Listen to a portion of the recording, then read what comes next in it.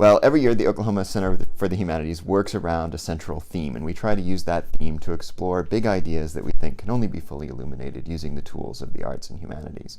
So last year we focused on the concept of food, and this year we're working on home and homelands. And this seemed like an interesting opportunity to bring those two themes together, to think about the way that food connects with home and how food really helps us think about our cultural identities.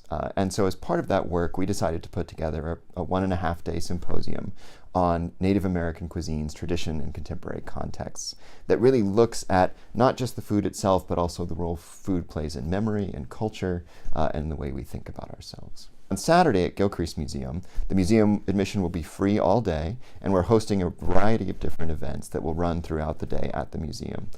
These include panel discussions on topics like the connection between food and cultural health, where we've got physicians and psychiatrists and others coming to talk about that relationship. We're hosting a premiere of a pilot for a TV show called Tradish about Native American cooking. This is made by Sterling Harjo, so he'll be there to talk about this show, which features local Tulsa chefs. Actually, in fact, it's got them doing things like picking wild onions right outside the gates of TU and then integrating that into food that they then served at restaurants downtown. There's kind of two different sections of Native food. There's pre-colonialism, and then there's post-colony food.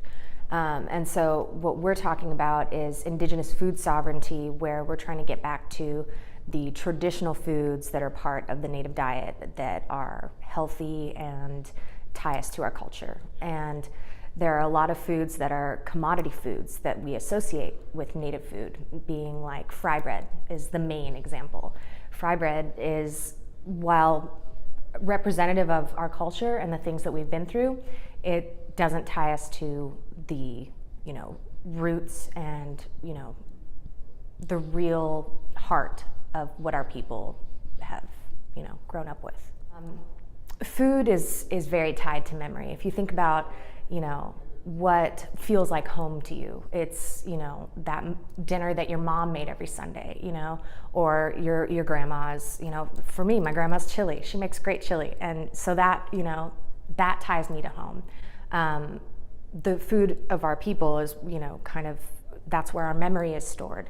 So getting those things back enriches our cultural connection.